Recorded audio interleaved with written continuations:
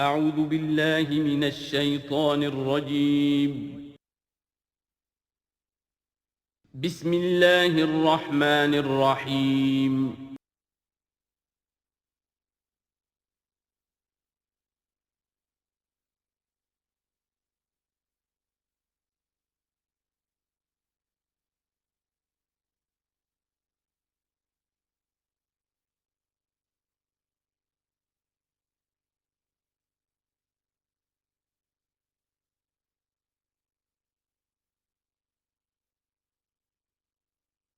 الحمد للہ وکفا والصلاة والسلام علی عباده الذین اصطفیٰ، خصوصاً علی افضلہم وخاتم النبیین محمد الامین وعلی آلہ وصحبہ اجمعین. اما بعد فقد قال اللہ تبارک وتعالی کما ورد فی سورۃ الحج: اعوذ باللہ من الشیطان الرجیم، بسم اللہ الرحمن الرحیم. ان اللہ یدافع عن الذین آمنوا ان اللہ لا يحب كل خوان کفور. اذن للذین یقاتلون بانہم ظلموا وان اللہ علی نصرہم لقدیر. الذين اخرجوا من ديارهم بغير حق الا ان يقولوا ربنا الله ولولا دفع الله الناس بعضهم ببعض لهدمت صوامع وبيع وصلوات ومساجد يذكر فيها اسم الله كثيرا ولينصرن الله من ينصره ان الله لقوي عزيز. الذين إن مكناهم في الأرض أقاموا الصلاة وآتوا الزكاة وأمروا بالمعروف ونهوا عن المنكر ولله عاقبة الأمور. صدق الله العظيم. رب اشرح لي صدري ويسر لي أمري واحلل عقدة من لساني يفقهوا قولي. اللهم ربنا الہمنا رشدنا واعذنا من شرور انفسنا. اللهم ارنا الحق حقا وارزقنا اتباعه وارنا الباطل باطلا وارزقنا اجتنابه. اللهم وفقنا لما تحب وترضى. اللهم ربنا آنس وحشتنا في قبورنا وارحمنا بالقرآن العظيم. اللهم اجعله لنا إماما ونورا وهدى ورحمة. اللهم ذکرنا منہ ما نسینا وعلمنا منہ ما جہلنا وارزقنا تلاوته آناء اللیل وآناء النہار واجعلہ لنا حجتا یا رب العالمین آمین. یہ بات میں عرض کر چکا ہوں کہ سورہ حج کے بعض مضامین بہت مشابہ ہیں سورہ بقرہ سے. اس سورہ مبارکہ کے بارے میں بعض حضرات کی رائے یہ ہے کہ یہ مدنی ہے، لیکن صحیح بات یہی ہے کہ یہ مکی صورت ہے. البتہ اس میں کچھ آیات ایسی ہیں کہ جو مدنی بھی ان کو قرار دیا جا سکتا ہے. اور ایک روایت جو حضرت عبداللہ ابن عباس رضی اللہ تعالی عنہما کی مجھے مل گئی ہے وہ یہ ہے کہ وہ اثناء سفر ہجرت میں نازل ہوئی، اور اس وقت ہمیں اب انہی آیات کا مطالعہ کرنا ہے. یہ آیات یوں سمجھیے کہ نبی اکرم صلی اللہ علیہ وسلم کی وہ جد و جہد اور آپ کی دعوت اور تحریک جو ہے اس میں ایک بڑے ٹرننگ پوائنٹ کو ریپرزنٹ کر رہی ہیں. یہ ایک بڑا فیصلہ کن موڑ ہے آپ کی جد و جہد میں.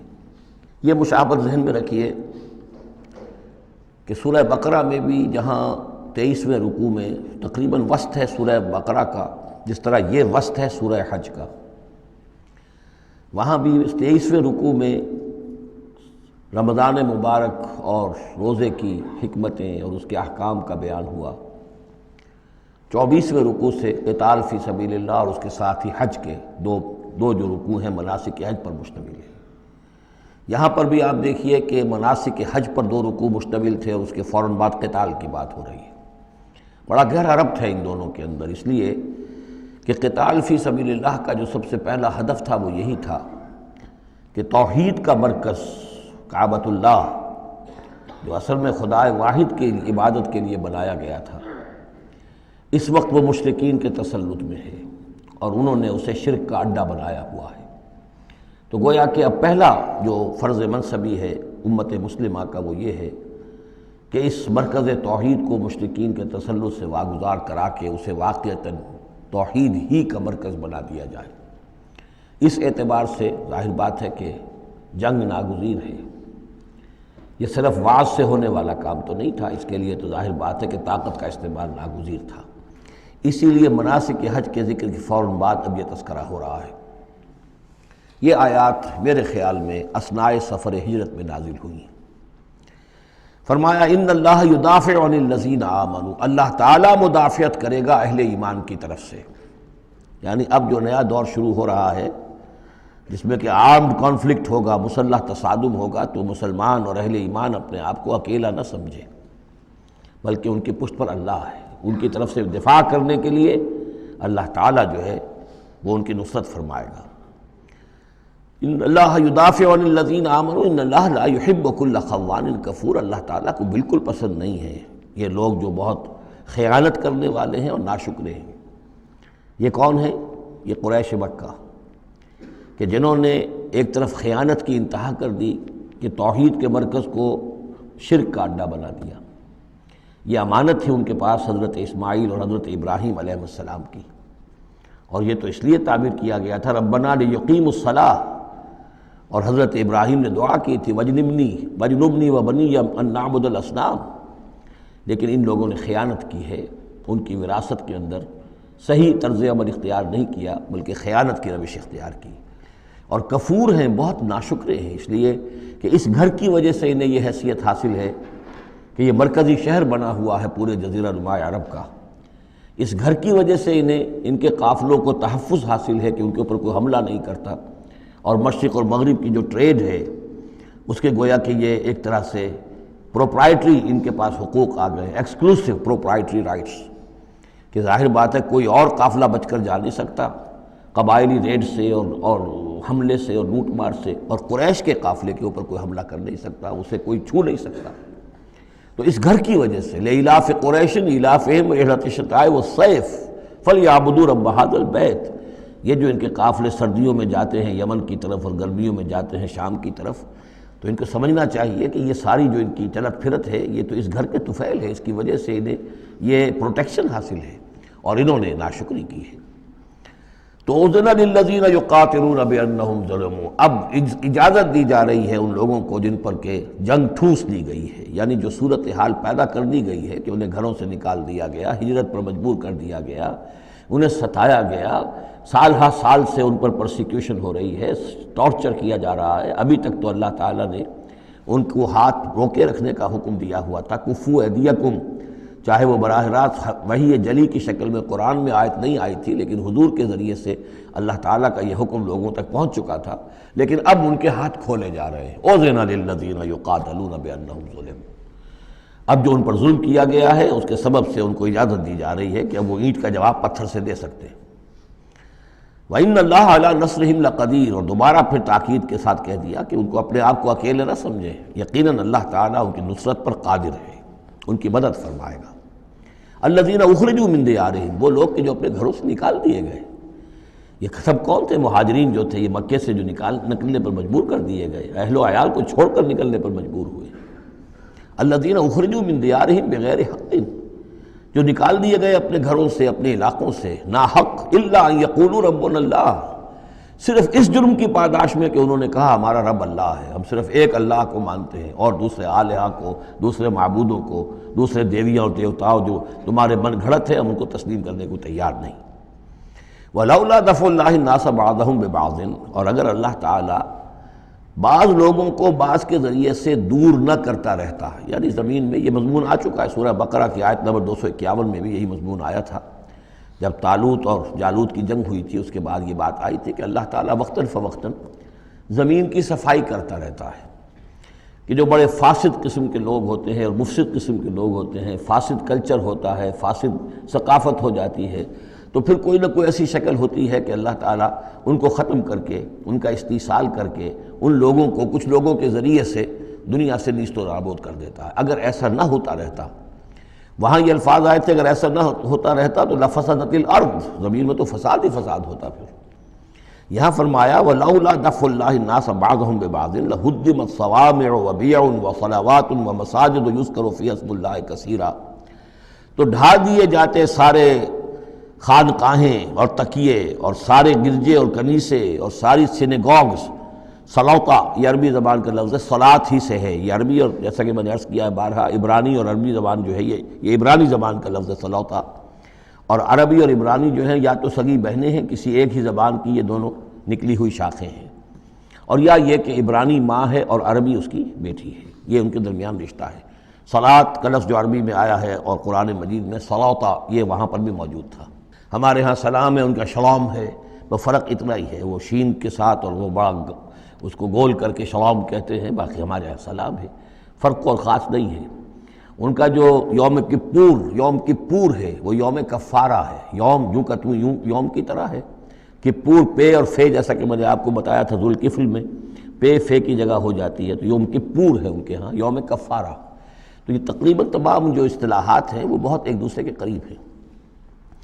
تو اگر ایسا نہ ہوتا کہ اللہ تعالیٰ کچھ لوگوں کے ذریعے سے اس دنیا سے نیست و نابود کرتا رہتا، تو پھر تو یہ کہ کوئی عبادت گاہیں دنیا میں قائم ہی نہ رہتی۔ ظاہر بات ہے اپنے اپنے وقت میں یہ تمام عبادت گاہیں خدائے واحد کی عبادت کے لیے بنائی گئی تھی، ومساجد اور مسجدیں یذکر فیہا اسم اللہ کثیرا، جن میں کہ اللہ تعالیٰ کا نام کثرت سے لیا جائے۔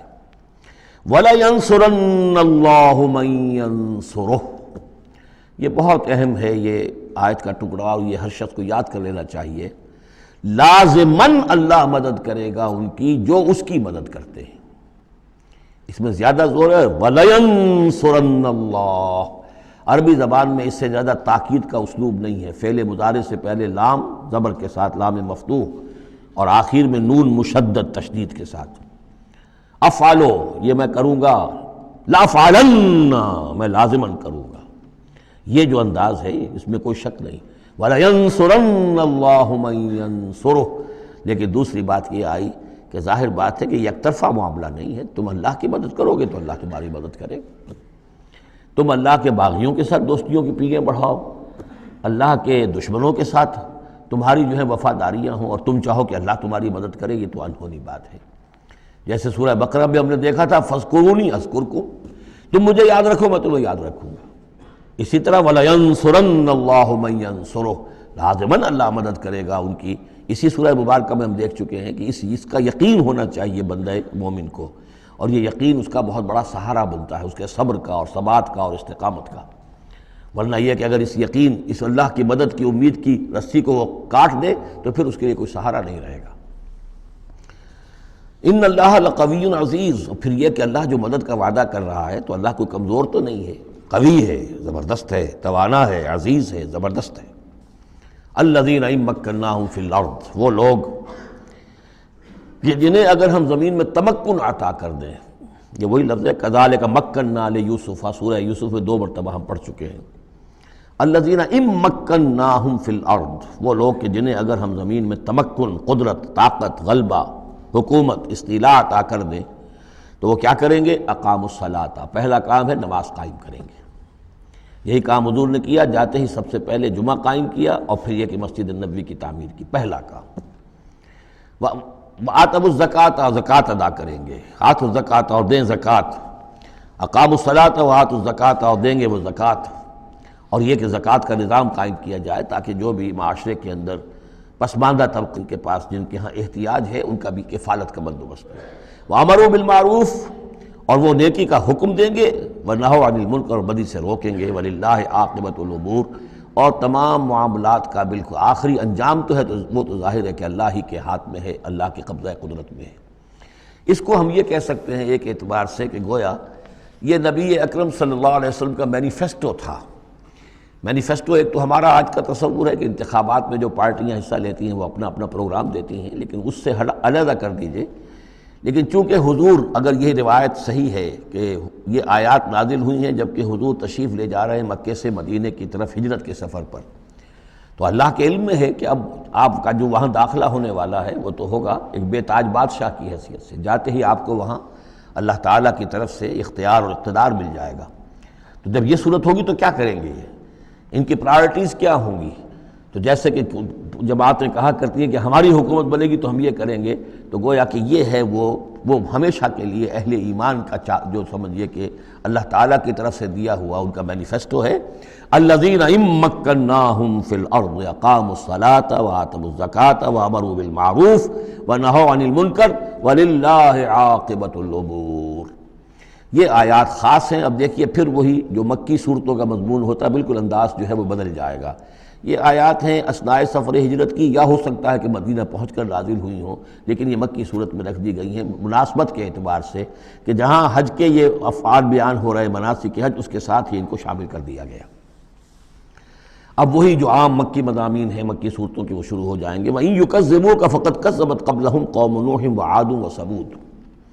اور اے نبی اگر یہ آپ کو جھٹلا رہے ہیں تو آپ سے پہلے بھی جھٹلایا ہے قوم نوح نے، قوم عاد نے، قوم سمود نے، قوم ابراہیم و قوم لوط، ابراہیم کی قوم نے اور لوط کی قوم نے، و اصحاب مدین اور مدین والوں نے، وکذب موسیٰ اور موسیٰ کی بھی تکذیب کی گئی تھی، فاملیت للکافرین، تو میں نے کافروں کو کچھ ڈھیل دی، مہلت دی، ان کی رسی دراز کی، ثم اخذتہم، پھر میں نے ان کو پکڑ لیا، فکیف کان نکیر، تو میری پکڑ کیسی رہی، کیا حشر ہوا قوم نوح کا اور قوم ہود کا اور قوم صالح کا۔ ان تمام اقوام کے جو حالات ہیں وہ قرآن مجید میں بار بار آ چکے ہیں۔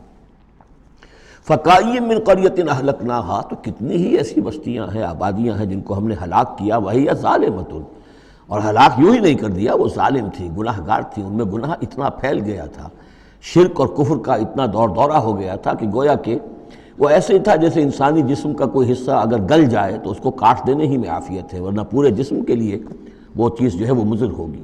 ایمپوٹیشن ہو جاتی ہے، ہاتھ کا، آرم کا ایمپوٹیشن ہو گیا، پیر کا ایمپوٹیشن کر دیا گیا کہ اتنا گل سڑ گیا ہے کہ یہاں سے متعفن مواد جو ہے اگر خون میں جذب ہو کر پورے جسم میں جائے گا تو پوری جان جو ہے اس کی ہلاکت کا اندیشہ ہے۔ تو اللہ تعالیٰ اسی طریقے سے ان بستیوں کو کہ جو اس طریقے سے گندگی کا اور برائی کا اور معصیت کا اور سیئات کا مرکز بن چکی ہوں اور وہ پھوڑا بن چکی ہوں، پھر ان کے لیے یہی اللہ تعالیٰ کی طرف سے سرجیکل آپریشن ہوتا رہا ہے۔ فَكَأَيٍّ مِّن قَرْيَةٍ أَهْلَكْنَاهَا فَهِيَ ظَالِمَةٌ فَهِيَ خَاوِيَةٌ عَلَىٰ عُرُوشِهَا، وہ گری پڑی ہوئی ہیں اپنی چھتوں کے بل پر۔ وَبِئْرٍ مُعَطَّلَةٍ، کتنے ہی کنویں ہیں کہ جو اب بند پڑے ہوئے ہیں، بڑی محنت سے لوگوں نے اپنے اپنے زمانوں میں کھودے ہوں گے، ان سے پانی پینے والے لوگ ہوں گے یا جمگھٹے رہا کرتے ہوں گے لوگوں کے، اب معطل پڑے ہوئے ہیں۔ وَقَصْرٍ مَشِيدٍ، کتنے ہی محل ہیں جو ان میں بڑی گچکاری کی گئی ہے، بہت انہیں مضبوط بنایا گیا ہے۔ اب جاؤ الحمرا کو دیکھ لو، کبھی مسلمان حکومت کیا کرتے تھے، غرناطہ میں جاؤ اور دیکھو الحمرا محل کیسا ہے، جاؤ اور قرطبہ کی مسجد کو دیکھو کہ جہاں کوئی سجدہ کرنے والا نہیں ہے، کسی کو سجدے کی اجازت نہیں ہے۔ افلم یسیروا فی الارض، تو کیا یہ لوگ زمین میں گھومے پھرے نہیں ہیں، فتکون لہم قلوب یعقلون بہا، تو ہوتے ان کے دل جن سے یہ سمجھتے اور بات کو کی تہ تک پہنچتے۔ تو یہ جو لفظ قلب کے ساتھ عقل آیا ہے، اب اس کو اچھی طرح سمجھ لیجئے، چونکہ یہ بات میری تو آپ کے سامنے آ چکی ہے کہ میرے نزدیک انسان ایک مرکب وجود کا حامل ہے۔ اس کا ایک وجود حیوانی ہے، خالص حیوانی اور مکمل حیوان اور اعلیٰ ترین حیوان۔ انسان اعلیٰ ترین حیوان ہے، تمام حیوانوں میں سب سے افضل ہے، اور اس میں وہ ساری فیکلٹیز ہیں کہ جو حیوانات میں بھی ہوتی ہیں، لیکن اس کا ایک روحانی وجود ہے، وہ مکمل وجود ہے، انڈیپینڈنٹ ہے، بالکل اس حیوانی وجود سے ایک علیحدہ اور مستقل بذات وجود ہے۔ یہ دونوں کیسے جڑے ہوئے ہیں یہ ہم نہیں جانتے۔ وہ تو ہمیں یہ بھی معلوم نہیں کہ انسانی جسم میں جان کہاں ہے، کچھ پتہ نہیں، کہاں دل میں ہے کہیں ہے، تو دل تو بدل دیتے ہیں لوگ، پھر بھی وہ جان تو وہی کی وہی رہتی ہے۔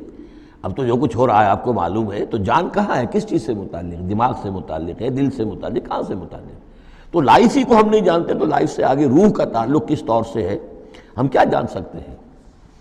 ہست رب الناس رابا جان الناس، اتصال بے تکیف بے قیاس، یہ متصل ہے، یہ جو روحانی وجود ہے اور حیوانی وجود ہے یہ متصل ہے، ملے ہوئے تو ہیں، لیکن یہ اتصال ایسا ہے بے تکیف بے قیاس، نہ اس کی کیفیت معلوم ہو سکتی ہے، نہ اس کو کسی اور چیز پر قیاس کیا جا سکتا ہے، لیکن ہے دو علیحدہ وجود۔ ایک وجود پہلے پیدا کیا گیا تھا، کما خلقناکم اول مرہ، دوسرا وجود اس عالم خلق کے اندر آتا ہے، اور ان میں سے ہر ایک کی، دونوں کی اپنی اپنی عقل ہے۔ روح کی اپنی عقل ہے، روح کی اپنی آنکھ ہے، روح کے اپنے کان ہیں، اور جسم کے حیوانی وجود کے اپنی آنکھیں ہیں، اپنے کان ہیں، اپنی عقل ہے۔ تو ان السمع والبصر والفؤاد، یہ حیوانی یہ گویا کہ انسان کے جو حیوانی ذرائع علم ہیں وہ یہ ہیں، جن کے بارے میں گفتگو سورہ بنی اسرائیل کی اس آیت کے حوالے سے میں تفصیلاً کر چکا ہوں، ان السمع والبصر والفؤاد کل اولئک کان عنہ مسئولا۔ لیکن انسان کے اندر جو یہ روح ہے یہ دیکھتی بھی ہے، یہ سنتی بھی ہے، اس کے اپنے کان ہیں، وہ غیر مرئی کان ہیں، غیر مرئی آنکھیں ہیں، لیکن اس کی اپنی عقل ہے۔ اب یہاں دیکھیے یہ دونوں چیزیں واضح ہو جائیں گی۔ فَتَكُونَ لَهُمْ قُلُوبٌ يَعْقِلُونَ بِهَا، تو ہوتے ان کے دل کہ جن سے یہ بات سمجھتے، او آذان یسمعون بها، یا ہوتے کان جن سے یہ سنتے، فإنها لا تعمى الابصار ولكن تعمى القلوب التي في الصدور، اس لیے کہ آنکھیں اندھی نہیں ہوا کرتی، دل اندھے ہو جاتے ہیں جو سینوں کے اندر ہے۔ یہ کون سا اندھاپا ہے؟ ابو جہل اندھا تھا کس اعتبار سے؟ ابو لہب اندھا تھا کس اعتبار سے؟ ولید بن مغیرہ اندھا تھا کس اعتبار سے؟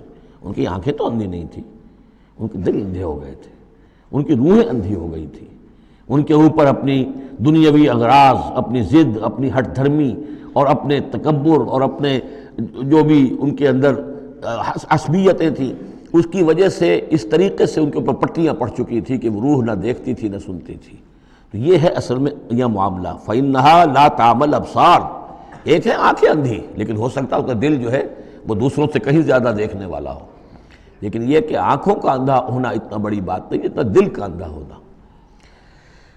افلم یسیروا فی الارض فتکون لہم قلوب یعقلون بہا، تو کیا یہ زمین میں گھومے پھرے نہیں، پھر ہوتی ان کے دل کہ جن سے یہ بات کو سمجھتے، او آذان یسمعون بہا، یا ہوتے کان، روح کے کان کہ جن سے یہ سنتے، دیدن دیگر آموز سنیدن دیگر آموز، اس لیے کہ ظاہر بات ہے بستیوں کو تو وہ دیکھتے تھے، کتا بھی دیکھ رہا ہے کہ کار آ رہی ہے، اسے بچنا ہے، وہ بھی اپنی جان بچاتا ہے، انسان نے بھی دیکھ لیا اور وہ بھی جان بچانے کے لیے ایک طرف ہو گیا، تو کوئی بڑا فرق نہیں۔ یہ حیوانی جو دیکھنا ہے وہ تو دیکھنا ہے، لیکن انسان کا دیکھنا کچھ اور ہے۔ فَإِنَّهَا لَا تَعْمَى الْأَبْصَارُ وَلَكِنْ تَعْمَى الْقُلُوبُ الَّتِي فِي الصُّدُورِ، اس لیے کہ آنکھیں اندھے نہیں ہوا کرتی بلکہ دل اندھے ہو جاتے ہیں جو سینوں کے اندر ہیں، اس لیے کہ روح کا مسکن قلب ہے، یہ ہم جانتے ہیں، روح کا مسکن قلب ہے، یہ ہم نہیں جانتے کہ کیسے، کس طرح۔ بہرحال دل کو آپ اگر کہیں کاٹیں گے پیٹیں گے تو کہیں وہ آپ کو اس میں روح نظر نہیں آئے گی، وہ غیر مرئی شے ہے، لیکن تعلق اس کا جو ہے وہ قلب انسانی کے ساتھ ہے۔ وَيَسْتَعْجِلُونَكَ بِالْعَذَابِ وَلَنْ يُخْلِفَ اللَّهُ وَعْدَهُ، اور یہ لوگ جلدی مچا رہے ہیں نبی آپ سے عذاب کی، اور اللہ تعالیٰ اپنے وعدے کی ہرگز خلاف ورزی نہیں کرے گا۔ وہ عذاب آئے گا، کس شکل میں آئے گا ابھی اللہ تعالیٰ نے اس کو چھپا کر رکھا ہوا ہے، کب آئے گا وہ بھی اللہ نے چھپایا ہوا ہے۔ وَإِنْ أَدْرِيَ قَرِيبٌ أَمْ بَعِيدٌ مَا تُوعَدُونَ، یہ ہم سورہ انبیاء میں پڑھائے ہیں کہ میں نہیں جانتا ہے نبی، آپ کہہ دیجئے قُلْ إِنْ أَدْرِيَ قَرِيبٌ أَمْ بَعِيدٌ مَا تُوعَدُونَ، کہ جس چیز کا تم سے وعدہ کیا جا رہا ہے، جس چیز کی دھمکی دی جا رہی ہے وہ قریب آ چکی ہے یا دور ہے۔ وَإِنَّ يَوْمًا عِندَ رَبِّكَ كَأَلْفِ سَنَةٍ مِّمَّا تَعُدُّونَ، اور یقیناً ایک دن آپ کے رب کے نزدیک 1000 برس کا ہے اس حساب سے جو تم تعداد جانتے ہو۔ انسانی عام حساب سے جو 1000 برس ہے، دنیا کا ہمارا حساب سے وہ در حقیقت اللہ کا ایک دن ہے۔ یہ مضمون چونکہ قرآن مجید میں پھر سورہ سجدہ میں پھر آئے گا، 2 مرتبہ آیا، تو یہ مضمون یوں سمجھیے کہ یہ محکمات میں سے، یہ متشابہات میں سے نہیں ہے، بات بہت بالکل پختہ ہے اور واضح ہے۔ یدبر الامر من السماء الى الارض ثم يعرج الیہ فی یوم کان مقدارہ الف سنۃ مما تعدون، تو اللہ تعالیٰ کی جو تدبیر امر ہے، وہی جو 3 کام ابتدائی جو شاہ ولی اللہ دہلوی رحمۃ اللہ علیہ کی تصنیف حجت اللہ البالغہ کے حوالے سے میں بتا چکا ہوں، ابداع، خلق اور تدبیر تیسرا کام ہے۔ اس تیسرے کام کے ضمن میں اللہ کا جو بھی ایک نقشہ بنتا ہے اس کی مشیت کا، وہ 1000 سال کا ہوتا ہے ہمارے حساب سے، اس کا ایک دن ہے، وہ اس کی ایک پلاننگ ہو جاتی ہے، اس کے احکام جو ہیں وہ فرشتوں کے حوالے کر دیے جاتے ہیں، اس کی پھر ایگزیکیوشن ہوتی ہے، تو 1000 برس کی پلاننگ ہے ہمارے حساب سے، اللہ کے ہاں وہ ایک دن ہے۔ وَكَأَيٍّ مِّن قَرْيَةٍ أَمْلَيْتُ لَهَا، اور کتنی ہی بستیاں ایسی ہوئی ہیں کہ جنہیں ہم نے ڈھیل دی تھی، وَهِيَ ظَالِمَةٌ، لیکن وہ تھیں گناہ گار، ثُمَّ أَخَذْتُهَا، پھر میں نے ان کو پکڑ لیا، وَإِلَيَّ الْمَصِيرُ، اور میری ہی طرف لوٹ کر آنا ہے۔ قُلْ يَا أَيُّهَا النَّاسُ إِنَّمَا أَنَا لَكُمْ نَذِيرٌ مُّبِينٌ، کہہ دیجئے اے نبی، اے لوگو، میں ہوں ایک خبردار کرنے والا، صاف صاف تمہارے لیے ایک خبردار کرنے والا آیا ہوں، ڈرانے والا آیا ہوں، بتا دینے والا ہوں کہ یہ مراحل زندگی کے آنے والے ہیں۔ فالذین آمنوا وعملوا الصالحات، تو جو لوگ ایمان لائیں اور نیک عمل کریں، لہم مغفرۃ ورزق کریم، ان کے لیے اللہ کی طرف سے مغفرت ہے، یہ میں بشارت دے رہا ہوں، اور رزق کریم، اور بہت ہی باعزت روزی ملے گی۔ والذین سعوا فی آیاتنا معاجزین، اور جو لوگ ہماری آیات کے بارے میں تگ و دو کریں گے کہ انہیں کسی طریقے سے فیل کر دیں، ناکام کر دیں، غیر مؤثر کر دیں، ان آیات کو پھیلنے نہ دیں، اولئک اصحاب الجحیم، تو یہ وہ لوگ ہیں کہ جو جہنم والے ہیں۔ وما ارسلنا من قبل کا، یہ کافی مشکل آیت ہے قرآن مجید کی جو اگلی آ رہی ہے، اور اس میں کافی قیل و قال ہے۔ وما ارسلنا من قبلک من رسول ولا نبی الا اذا تمنى القى الشیطان فی امنیتہ، اور نہیں بھیجا ہم نے آپ سے پہلے بھی کوئی رسول، اے نبی صلی اللہ علیہ وسلم، نہ کوئی رسول نہ نبی، الا اذا تمنا، مگر یہ کہ جب اس نے خود خیال باندھا، کوئی پلاننگ کی، کوئی نقشہ بنایا اپنے کام کا۔ ایک تو یہ کہ اللہ کی طرف سے ہدایت آ رہی کہ اب یہ کیجئے، اب یہ کیجئے، اب یہ کیجئے، ظاہر بات ہے کہ اس میں تو کسی خطا کا کوئی امکان ہی نہیں، وہی چاہے وہ وحی جلی ہو اور چاہے وحی خفی ہو، نبی کے لیے وحی جلی وحی خفی دونوں محفوظ ہیں۔ وحی خفی کے اندر بھی شیطان یا شیطانی قوتیں کوئی در اندازی نہیں کر سکتے، لیکن یہ کہ کبھی ایسا بھی ہوتا ہے کہ وحی کی طرف سے کوئی بات نہیں آئی ہے، ظاہر بات ہے کہ یہ نہیں سمجھنا چاہیے کہ نبی کی حیثیت بالکل ایسے ہے جیسے وہ کسی زمانے میں، آج کل تو شاید وہ معاملہ ختم ہو گیا، وہ تار جو جاتے تھے گٹ گل گل گل گٹ گٹ ہو رہی ہے، ادھر سے ہو رہی ہے ادھر سے وہ جو ہے مشین بول رہی ہے، تو بیچ میں تو مشین ہے، کچھ نہیں ہے۔ تو ایسا نہیں ہے کہ نبی کی اپنی کوئی شخصیت ہی نہ ہو، نبی کی اپنی کوئی سوچ ہی نہ ہو، نبی کی اپنی کوئی پلاننگ ہی نہ ہو۔ یہ تو عام انسان بھی دیکھیے، اگر کوئی آپ کو یہ کہے بس آپ کو تو جو کہا کرتے چلے جاؤ، تو آپ کہیں گے میری شخصیت، میری بھی کوئی سوچ ہے، میری بھی کوئی اس معاملے کے اندر مجھے بھی کوئی رائے جو ہے۔ تو نبی کا معاملہ یہ نہیں ہے کہ بس ہر لحظہ وہ اللہ کا حکم آ رہا ہے، نہیں، بلکہ یہ کہ ان کو ایک حکم دے دیا گیا، اس پر پھر وہ خود بھی سوچتے ہیں۔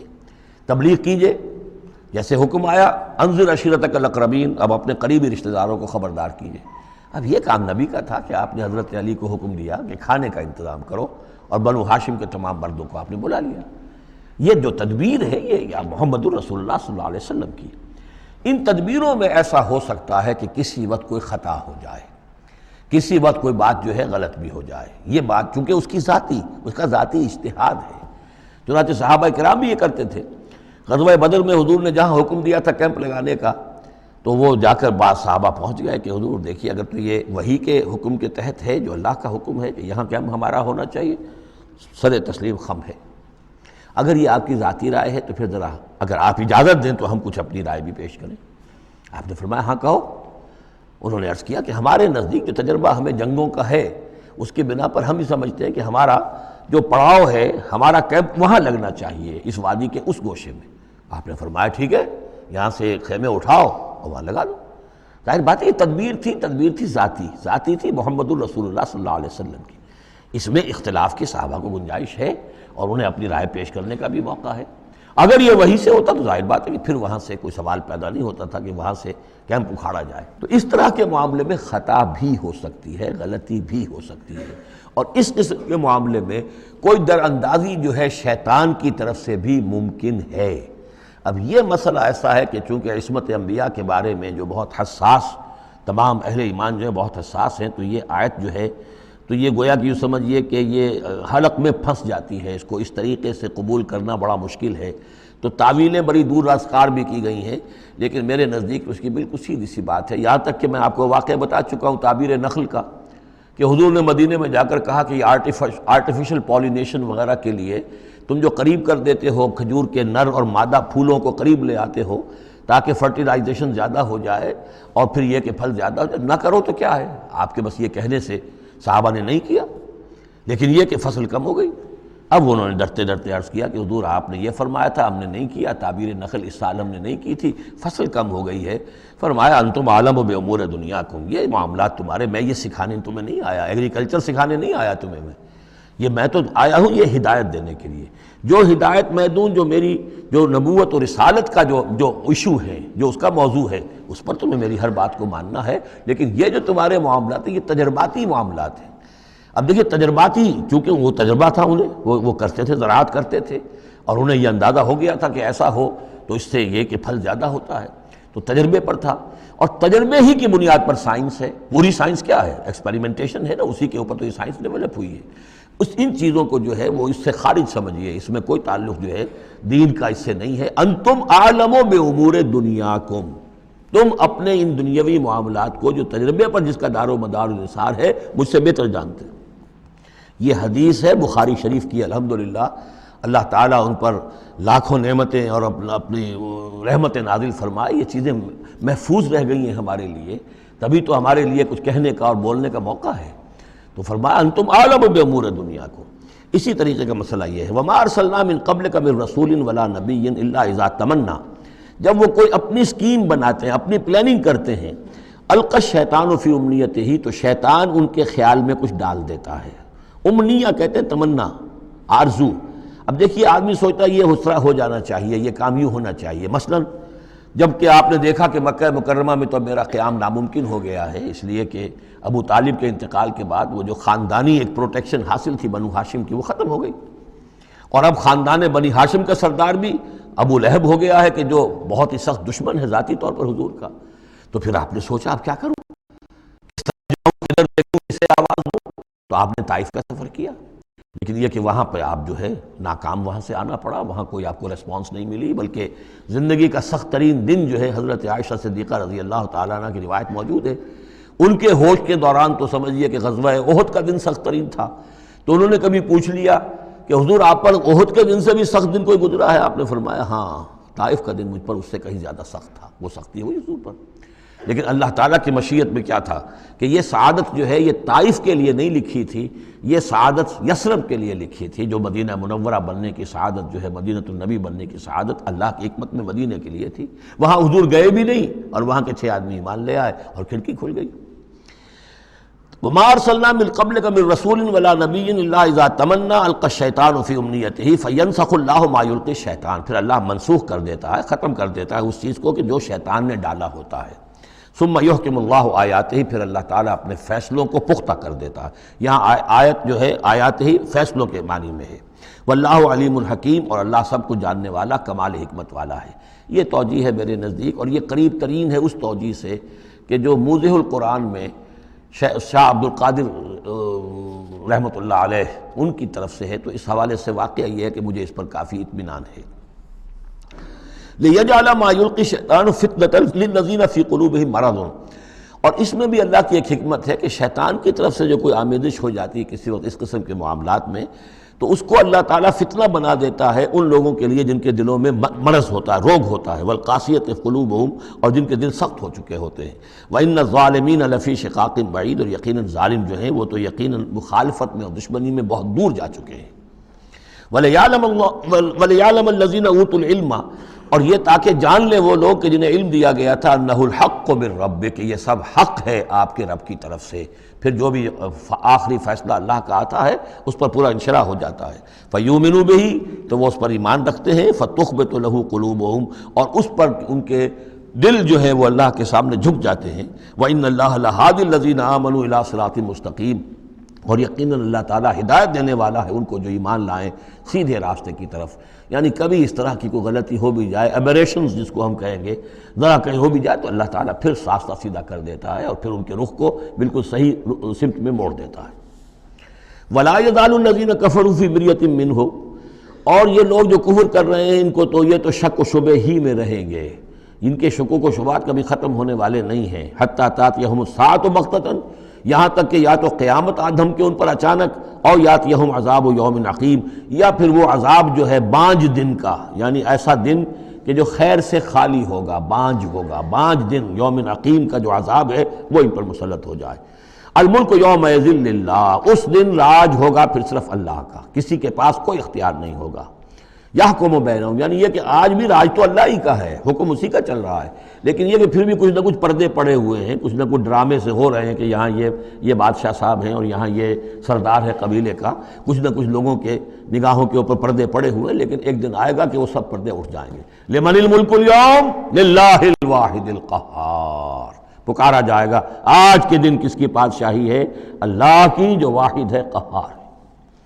یحکم بینہم، وہ ان کے مابین فیصلہ کرے گا۔ فالذین آمنوا وعملوا الصالحات فی جنات النعیم، تو جو لوگ ایمان لائے اور انہوں نے نیک عمل کیے ہوں گے وہ ہوں گے جنتوں میں، نعمتوں والے باغات میں۔ والذین کفروا وکذبوا بآیاتنا، اور وہ لوگ کہ جو کفر کی روش اختیار کریں اور ہماری آیت کو جھٹلائیں، فاولئک لہم عذاب مہین، تو ان کے لیے ہوگا اہانت آمیز، رسوا کن عذاب۔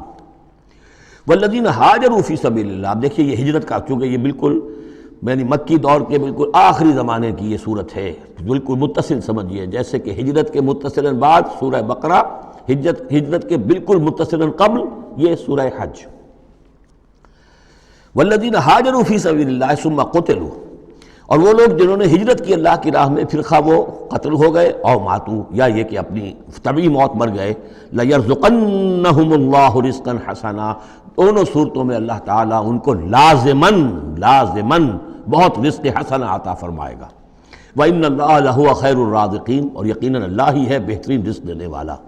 لَيُدْخِلَنَّهُمْ مُدْخَلًا يَرْضَوْنَ، اور وہ لازماً داخل کرے گا انہیں ان جگہ، ان مقامات پر کہ جن سے وہ راضی ہو جائیں گے۔ وَإِنَّ اللَّهَ الْعَلِيمُ الْحَلِيمُ، اللہ تعالیٰ یقیناً علیم ہے، سب کچھ جاننے والا، اور حلیم ہے، تحمل والا ہے۔ ذَلِكَ وَمَنْ عَاقَبَ بِمِثْلِ مَا عُوقِبَ بِهِ، یہ تو ہے ہی، اور یہ کہ جو شخص زیادتی کرے، جس نے بدلہ لیا بِمِثْلِ مَا عُوقِبَ بِهِ، جیسا کہ اس پر زیادتی کی گئی تھی، جیسا کہ اس پر ظلم کیا گیا تھا، ثُمَّ بُغِيَ عَلَيْهِ، پھر اس پر مزید زیادتی کی جائے، لَيَنْصُرَنَّهُ اللَّهُ، اللہ تعالیٰ اس کی لازماً مدد کریں گے۔ یعنی جو زیادتیاں ہو چکی ہیں مسلمانوں پر، اب ان کا حق ہے کہ ان کا بدلہ لیں، پھر اگر ان کی طرف سے اضافی زیادتی اور ہوگی تو پھر اللہ تعالیٰ کی طرف سے ان کی مدد کا پختہ وعدہ ہے۔ ان اللہ لعفو غفور، یقیناً اللہ تعالیٰ عفو اور غفور ہے، معاف فرمانے والا، درگزر کرنے والا ہے۔ ذالک بان اللہ یولج اللیل فی النہار، اور یہ اس لیے ہے، یعنی یہ کہ اللہ تعالیٰ کا پورا یہ نظام کائنات کا اسی طرح چل رہا ہے، اسی عدل پر، انصاف پر۔ یہ نہ ہو تو جیسے کہ ابھی آیت آئی تھی کہ اگر ایک گروہ کو دوسرے گروہ کے ذریعے سے ہٹاتے نہ رہتے، نیست و نابود نہ کرتے رہتے، تو زمین میں فساد بچ جاتا۔ لَهُدِّمَتْ صَوَامِعُ وَبِيَعٌ وَصَلَوَاتٌ وَمَسَاجِدُ يُذْكَرُ فِيهَا اسْمُ اللَّهِ كَثِيرًا، اس طرح فرمایا کہ ہمارا ایک نظام ہے جو اس دنیا کا ہے، اس طرح کا ایک نظام جو ہے وہ آفاقی بھی ہے۔ ذَلِكَ بِأَنَّ اللَّهَ يُولِجُ اللَّيْلَ فِي النَّهَارِ، یہ اس لیے کہ اللہ تعالیٰ رات کو لے آتا ہے دن میں پروتا ہوا، وَيُولِجُ النَّهَارَ فِي اللَّيْلِ، اور دن کو لے آتا ہے رات میں پروتے ہوئے، وَأَنَّ اللَّهَ سَمِيعٌ بَصِيرٌ، اللہ سب کچھ سننے والا اور دیکھنے والا ہے۔ ذَلِكَ بِأَنَّ اللَّهَ هُوَ الْحَقُّ، یہ اس لیے کہ اللہ ہی حق ہے، ذات برحق، جس کا حق ہونا قطعی ہے، یقینی ہے۔ وَأَنَّمَا يَدْعُونَ مِن دُونِهِ هُوَ الْبَاطِلُ، اور جس کو وہ پکار رہے ہیں اس کے سوا وہ سب باطل ہے، آدر ہوا ہے، ان کی کوئی حیثیت نہیں۔ وَأَنَّ اللَّهَ هُوَ الْعَلِيُّ الْكَبِيرُ، اور یہ کہ یقیناً اللہ تعالیٰ ہی ہے سب سے بلند و بالا اور سب سے بڑا۔ أَلَمْ تَرَ أَنَّ اللَّهَ أَنزَلَ مِنَ السَّمَاءِ مَاءً، کیا تم نے دیکھا نہیں کہ اللہ نے اتارا آسمان سے پانی، فَتُصْبِحُ الْأَرْضُ مُخْضَرَّةً، تو زمین سبز ہو جاتی ہے، سرسبزی، شادابی نظر آتی ہے۔ ان اللہ لطیف خبیر، یقیناً اللہ تعالیٰ بڑی ہی خفیہ تدبیریں کرنے والا اور ہر شے سے باخبر ہے۔ باریک بین بھی اس کے معنی ہے لطیف کے، اور خفیہ تدبیر کرنے والا۔ لہو ما فی السماوات و ما فی الارض، جو کچھ آسمانوں میں ہے وہ بھی اسی کا ہے، اور جو کچھ زمین میں ہے وہ بھی اسی کا ہے۔ وَإِنَّ اللَّهَ لَهُوَ الْغَنِيُّ الْحَمِيدُ، اور یقیناً اللہ تعالیٰ الغنی ہے، یعنی اسے کوئی احتیاج نہیں، الحمید ہے، اپنی ذات میں خود محمود ہے، ستودہ صفات ہے، اسے کسی حمد کی ضرورت نہیں۔ أَلَمْ تَرَ أَنَّ اللَّهَ سَخَّرَ لَكُم مَّا فِي الْأَرْضِ وَالْفُلْكَ تَجْرِي فِي الْبَحْرِ بِأَمْرِهِ، کیا تم نے دیکھا نہیں کہ اللہ تعالیٰ نے تمہارے لیے مسخر کر دیا ہے، تمہاری خدمت گزاری میں، تمہاری ضروریات کی بہم رسانی میں لگا دیا ہے ان سب چیزوں کو جو زمین میں ہے، والفلک، اور کشتی کو، تجری فی البحر بامرہ، جو چلتی ہے سمندر میں اور دریا میں اس کے حکم سے، ویمسک السماء ان تقع علی الارض، اور وہی ہے جو تھامے ہوئے آسمان کو کہ وہ گر نہ جائے زمین پر، الا باذنہ، مگر اس کے حکم سے۔ ان اللہ بالناس لرؤوف الرحیم، یقیناً اللہ تعالیٰ انسانوں کے حق میں بہت ہی شفیق ہے، نرمی کرنے والا ہے اور مہربان ہے۔ وَهُوَ الَّذِي أَحْيَاكُمْ، وہی ہے جس نے تمہیں زندہ کیا، یعنی پہلے تم مردہ تھے، سورہ بقرہ میں بھی آیت آپ دیکھ چکے ہیں، بالکل اس کے ہم وزن آ رہی ہے۔ كَيْفَ تَكْفُرُونَ بِاللَّهِ وَكُنتُمْ أَمْوَاتًا فَأَحْيَاكُمْ ثُمَّ يُمِيتُكُمْ ثُمَّ يُحْيِيكُمْ ثُمَّ إِلَيْهِ تُرْجَعُونَ۔ اب یہاں صرف یہ کہ کنتم امواتا کے الفاظ کو دوبارہ نہیں لائے، هُوَ الَّذِي أَحْيَاكُمْ ثُمَّ يُمِيتُكُمْ ثُمَّ يُحْيِيكُمْ، تم مردہ تھے پھر تمہیں زندہ کیا، پھر تمہیں موت دے گا، پھر زندہ کرے گا۔ مردہ تھے یعنی یہ ہمارا وہ دور ہے جبکہ روحانی عالم ارواح میں ہم سے عہد لینے کے بعد ہمیں سلا دیا گیا، الست بربکم، اس کے بعد کسی کولڈ سٹوریج کے اندر تمام ارواح کو رکھ دیا گیا، وہ ہماری پہلی موت تھی، پہلی نیند تھی جو ہم سوئے رہے۔ اس کے بعد جاگے ہیں تو اس عالم خلق کے اندر کسی رحم مادر کے اندر وہ روح جو ہے وہ لا کر ایک جنین کے ساتھ جوڑ دی گئی، یہ ہمارا احیاء اول ہو گیا۔ اس کے بعد پھر یہاں ہم رہیں گے تو یہ زندگی ہے دوسری، اور اس کے بعد جب موت ہوگی تو احیاء، یہ اماتہ ثانی ہو جائے گا، پھر اللہ اٹھائے گا بعد الموت، وہ احیاء ثانی ہو جائے گا۔ یہ سورہ غافر میں مضمون آئے گا، اس کا کلائمیکس جو ہے سورہ غافر میں ہے۔ وَهُوَ الَّذِي أَحْيَاكُمْ ثُمَّ يُمِيتُكُمْ ثُمَّ يُحْيِيكُمْ إِنَّ الْإِنسَانَ لَكَفُورٌ، یقیناً انسان جو ہے ناشکرا ہے۔ لِكُلِّ أُمَّةٍ جَعَلْنَا مَنْسَكًا هُمْ نَاسِكُوهُ، ہم نے ہر امت کے لیے ان کے قربانی کے طریقے، طور طریقے، عبادات کے آداب ہم نے مقرر کر دیے ہیں جو اس کی پیروی کرتے ہیں۔ فَلَا يُنَازِعُنَّكَ فِي الْأَمْرِ، تو انہیں آپ سے جھگڑنا نہیں چاہیے، یعنی یہ کہ اگر یہود کے ہاں کوئی اور طریقے تھے قربانی کے، تو اور یہاں بنی اسماعیل کے لیے ہم نے کچھ اور مقرر کیے، مسلمانوں کو اب کچھ اور طریقے ہم بتا رہے ہیں، تو اس میں کوئی حرج نہیں ہے، اس میں جھگڑنے کی ضرورت بات نہیں۔ یہ پہلے پڑھ چکے ہیں اسی صورت میں کہ ہم نے ہر امت کے لیے منسک مقرر کیے ہیں۔ وَلِكُلِّ أُمَّةٍ جَعَلْنَا مَنْسَكًا لِيَذْكُرُوا اسْمَ اللَّهِ عَلَىٰ مَا رَزَقَهُم مِّن بَهِيمَةِ الْأَنْعَامِ فَإِلَٰهُكُمْ إِلَٰهٌ وَاحِدٌ فَلَهُ أَسْلِمُوا وَبَشِّرِ الْمُخْبِتِينَ۔ تو ہر قوم کے لیے، ہر امت کے لیے اللہ تعالیٰ نے قربانی کے قواعد و ضوابط بنائے، تو وہ اس کی پیروی کرتے ہیں۔ فَلَا يُنَازِعُنَّكَ فِي الْأَمْرِ، تو انہیں جھگڑنا نہیں چاہیے نبی آپ سے اس معاملے میں۔ وَادْعُ إِلَىٰ رَبِّكَ، اور اپنے رب کی طرف آپ بلاتے رہیے۔ إِنَّكَ لَعَلَىٰ هُدًى مُسْتَقِيمٍ، یقیناً آپ تو ہدایت کے، سیدھی ہدایت کے راستے پر ہیں۔ وَإِن جَادَلُوكَ، اور اگر یہ آپ سے جھگڑیں، فَقُلْ قُلِ اللَّهُ أَعْلَمُ بِمَا تَعْمَلُونَ، تو کہیے بھئی اللہ کو بہتر معلوم ہے جو آپ کر رہے ہیں، میں جو سمجھتا ہوں حق ہے، جو حق میرے پاس آئے میں اس کی پیروی کر رہا ہوں، آپ اگر اپنی جگہ سمجھتے ہیں کہ آپ زیادہ حق پر ہیں تو ٹھیک ہے، آپ جانیں، آپ کا رب جانے۔ اللہ یحکم بینکم یوم القیامہ، اللہ فیصلہ کر دے گا تمہارے مابین قیامت کے دن، فیما کنتم فیہ تختلفون، ان تمام چیزوں کے بارے میں جس میں تم اختلاف کرتے رہے تھے۔ الم تعلم ان اللہ یعلم ما فی السماء والارض، کیا تم جانتے نہیں کہ اللہ تعالیٰ جانتا ہے جو کچھ کہ ہے آسمان میں اور زمین میں۔ ان فی ذالک کتاب، اور یہ ایک کتاب میں لکھا ہوا ہے، یہ وہی ام الکتاب ہے، وہی اللہ تعالیٰ کے علم قدیم کی کتاب ہے۔ ان ذالک علی اللہ یسیر، اور یہ چیز اللہ پر بہت آسان ہے، تمہیں مشکل معلوم ہوتا ہے۔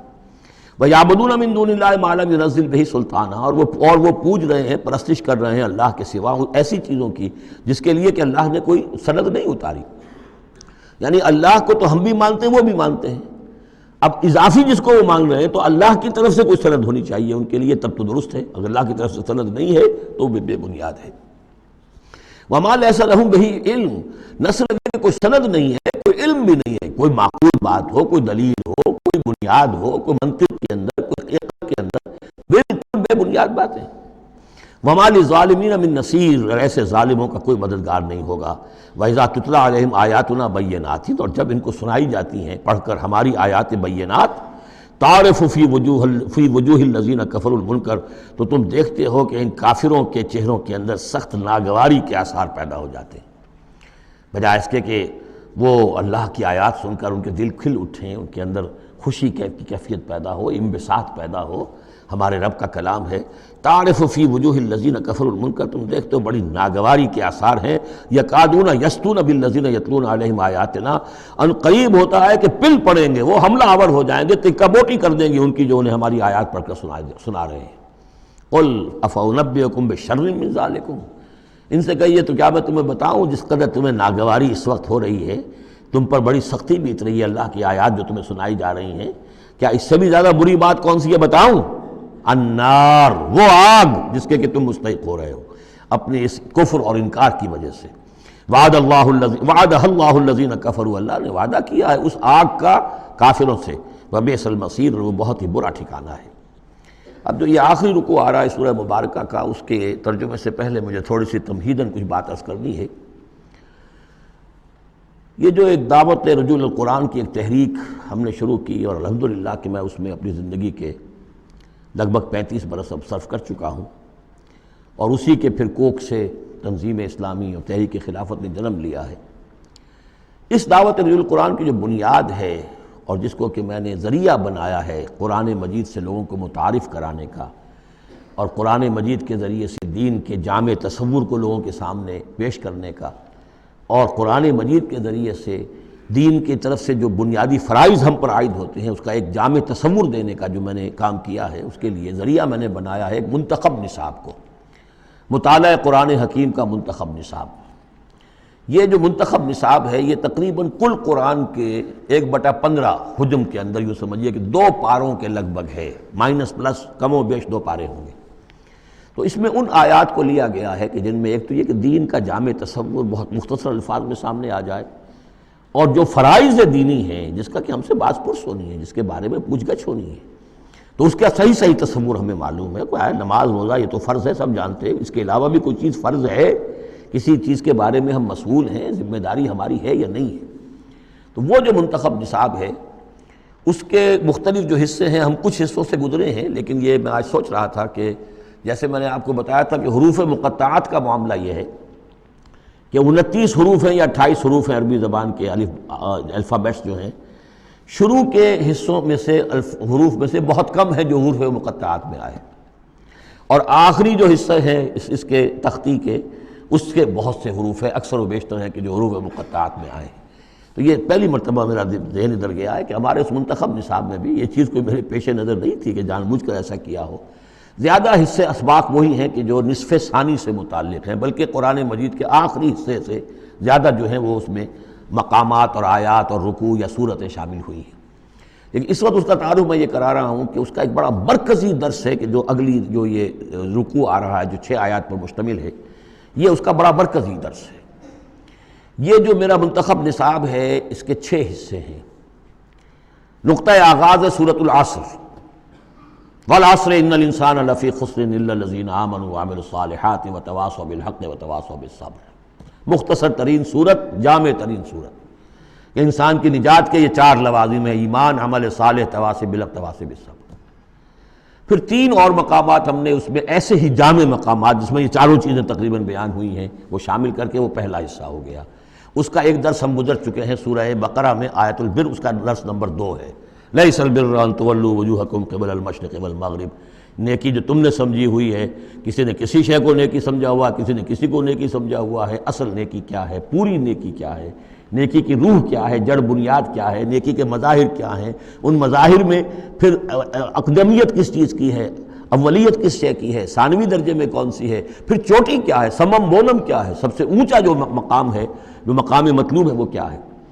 اسی طریقے سے پھر اس کا دوسرا حصہ جو ہے اس منتخب نصاب کا، اس میں کچھ ایمان سے متعلق مباحث ہیں۔ ایمان کن چیزوں کا نام ہے، کیسے ایمان وجود میں آتا ہے، تو اس میں سورہ فاتحہ بھی ہے، وہ بھی ہم پڑھ چکے ہیں، اور پھر سورہ آل عمران کا جو آخری رکوع کی آیات تھیں، ان فی خلق السماوات والارض واختلاف اللیل والنہار یہ بھی جو ہے لآیات لأولی الالباب۔ پھر یہ کہ ایک اور سبق اس کا وہ ہے جو اگلی جو صورت آج ہی ہم پڑھیں گے انشاءاللہ، سورہ نور کا جو 5واں رکوع ہے، وہ بھی اس کا ایک سبق ہے۔ آج کے ہمارے اس حصے میں اصل میں 3 اسباق آ رہے ہیں کہ جو اس منتخب نصاب کے، اسی لیے میں نے مناسب سمجھا کہ اس منتخب نصاب کا آپ سے تعارف کرا دوں۔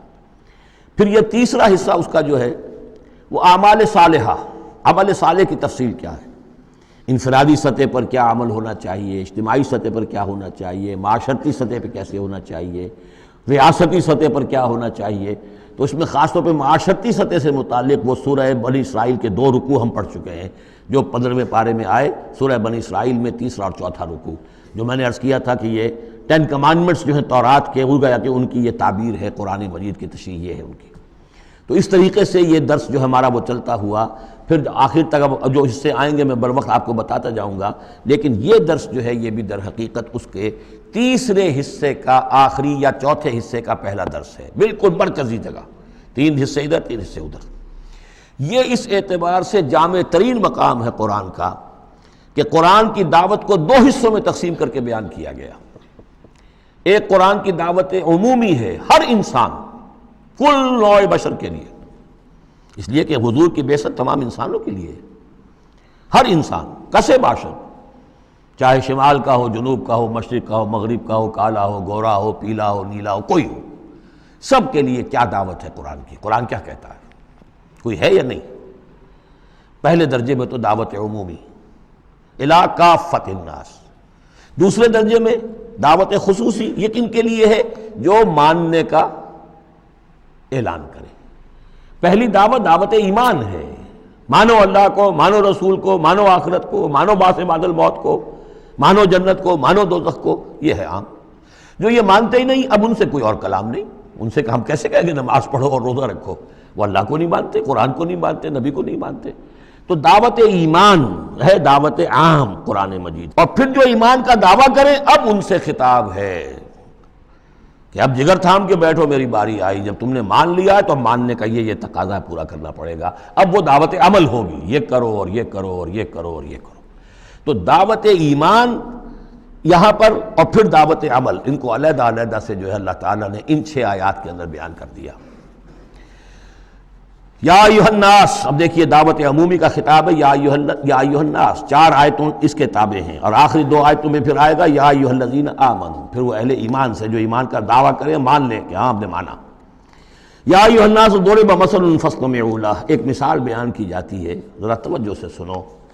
ان الذین تدعون من دون اللہ لن یخلقوا ذبابا ولو اجتمعوا لہ، یقیناً وہ معبود جنہیں تم پکار رہے ہو اللہ کے سوا، یہ بت تمہارے چونکہ جو مخاطب اولین تھے وہ بت پرست تھے، لن یخلقوا ذبابا، یہ تو اس پر بھی قادر نہیں ہے کہ مکھی تک کو پیدا کر سکے، ولو اجتمعوا لہ، یہ جو کعبے میں رکھے ہوئے 360 کے 360 بت مل جل کر بھی ایک مکھی پیدا کرنا چاہے تو نہیں کر سکتے۔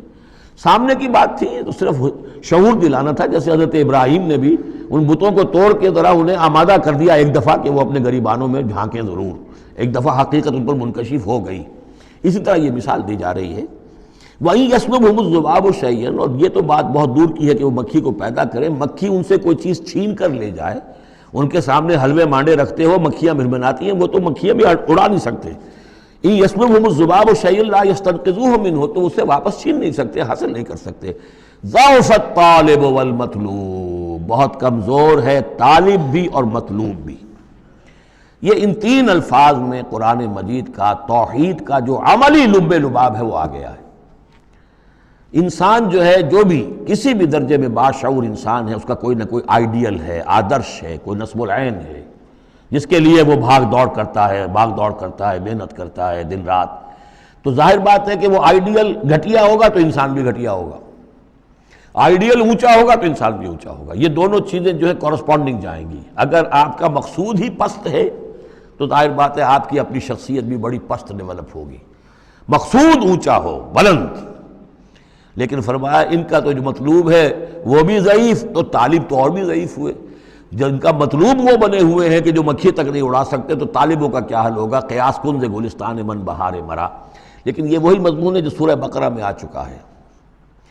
وَمِنَ النَّاسِ مَن يَتَّخِذُ مِن دُونِ اللَّهِ أَندَادًا يُحِبُّونَهُمْ كَحُبِّ اللَّهِ، لوگوں میں سے کچھ ایسے ہیں جو اللہ کے مد مقابل بنا کر کچھ اور چیزوں سے محبت شروع کر دیتے جیسے کہ اللہ سے محبت کرنی چاہیے تھی۔ اصل میں تو انسان کو بنایا گیا کہ لا محبوب الا اللہ، لا مقصود الا اللہ، لا مطلوب الا اللہ، مطلوب اللہ کے سوا کوئی نہ رہے، باقی ذرائع ہیں۔ زندہ رہنے کے لیے روٹی کھانی ہے، محنت کرنی ہے، ہل چلانا ہے، ذرائع ہے، مطلوب نہیں ہے۔ نہ کھیتی مطلوب ہے، نہ دکان مطلوب ہے، نہ پروفیشن مطلوب ہے، نہ ڈاکٹری، نہ انجینئرنگ، کوئی شے مطلوب نہیں، نہ دنیا مطلوب ہے، نہ اولاد مطلوب ہے، مطلوب صرف اللہ۔ یہ ہے توحید کا لب لباب، لا مطلوب الا اللہ، لا مقصود الا اللہ، لا محبوب الا اللہ۔ لیکن جو لوگ یہاں تک نہیں پہنچ سکتے، جیسے جس شخص کو بہت سخت بھوک لگی ہو، اگر اچھی چیز کھانے کو نہیں ملے گی تو برے میں بھی منہ مارے گا۔ اگر ان کا ذہن وہاں تک نہیں پہنچا، اگر ان کے ذہن کی پستی کا یہ عالم ہے کہ اللہ کی معرفت حاصل نہیں کر سکے، اللہ ان کا محبوب اور مطلوب و مقصود اصلی نہ بن سکا، تو کسی اور کو اللہ کی جگہ رکھ کر اور وہ پوجنا شروع کر دیتے ہیں۔ کوئی آئیڈیلی ہے، کوئی وطن ہے، کوئی قوم ہے، اور کچھ نہیں تو میرا اپنا نفس ہے، اپنے ہی حسن کا دیوانہ بنا پھرتا ہوں، اپنی ہی حریم ذات کے گرد طواف ہو رہا ہے۔ تو ضعف الطالب والمطلوب ما قدر اللہ حق قدرہ، یہ اللہ کی قدر نہ کر سکے، اللہ کا اندازہ نہ کر سکے، معرفت حاصل نہ کر سکے اللہ کی جیسے کہ اس کے معرفت کا حق تھا۔ اللہ کو پہچان لیتے تو کسی اور سے کاہے کو لو لگاتے؟ حسین ترین کو اگر دیکھ لیں گے تو کمتر کو کون پھر پوچھے گا؟ تو دیکھ نہیں پائے ہیں جلال خداوندی کا کوئی نقشہ ان کے سامنے، جلال و جمال و کمال خداوندی کی کوئی جھلک نہیں دیکھ پائے، لہذا وہ عاشق بنے پھر رہے دنیا کے عروس ہزار داماد کے۔ ما قدر اللہ کا قدرہ ان اللہ لقوی عزیز، یقیناً اللہ تعالیٰ قوی ہے، توانا ہے، طاقت والا ہے اور زبردست ہے۔ اللہ یصطفی من الملائکۃ رسلا ومن الناس، 2 آیتوں میں تو بات آ گئی توحید اور شرک کی، اب ایک آیت میں رسالت، اللہ چن لیتا ہے فرشتوں میں سے بھی اپنے پیغامبر اور انسانوں میں سے بھی۔ ان اللہ سمیع بصیر، اللہ سمیع اور بصیر ہے۔ ادھر سے چن لیا جبرائیل کو اور اپنی وحی دے دی، ادھر سے چن لیا محمد کو صلی اللہ علیہ وسلم، اور جبریل سے کہا کہ محمد کو پہنچا دو، تاکہ محمد اپنے ابنائے نو کو، انسانوں کو لوگ پہنچا دیں۔ تو یہ گویا کہ دو لنکس ہیں، ایک فرشتہ رسول ملک، ایک رسول بشر جبرائیل اور محمد صلی اللہ علیہ وسلم۔ ان اللہ سمیع بصیر، اللہ تعالیٰ سب کچھ سننے والا اور دیکھنے والا ہے۔ یعلم ما بین ایدیہم وما خلفہم، وہ جانتا ہے جو کچھ کہ ان کے سامنے ہے، جو کچھ ان کے پیچھے ہے۔ وإلی اللہ ترجع الامور، اور پھر تمام معاملات اللہ ہی کی طرف لوٹا دیے جائیں گے۔ یہ آخرت آ گئی، توحید، رسالت، آخرت، یہ ہے ثلاثی، یہ امور ثلاثہ ہیں جن پر ایمان کی دعوت، اور یہ دعوت